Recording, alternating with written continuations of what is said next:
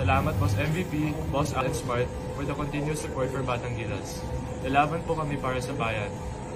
Laban Pilipinas, puso.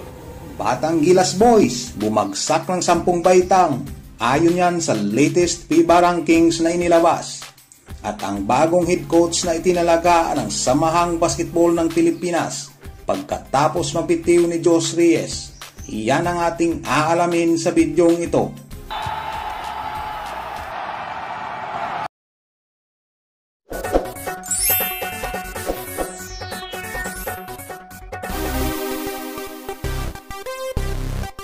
Kamakailan lamang ay inilabas nga ng FIBA ang latest rankings nito para sa taong 2024. At napag-alaman natin na bumagsak nga ang ranking ng ating Batang Gilas mula sa number 25 last year ay lumagapak nga ito sa number 35 spot.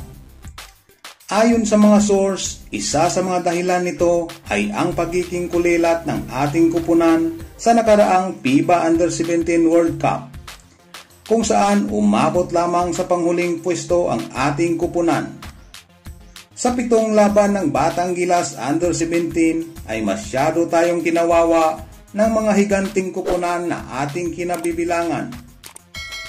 Ang Batang Gilas noon ay umiscore lamang ng 45 points sa buong laro kalaban ng Team USA. At sa second game naman, 67 points lang din ang nakaya ng mga ito kalaban ng Argentina na umiscore ng 83 points. Nung panahon kasi na yun, na-injury ang ating leading scorer na si Keeper Alas. Kaya naman, parang napilaya ng ating buong team. Kaya ang resulta, hayun, kawawa.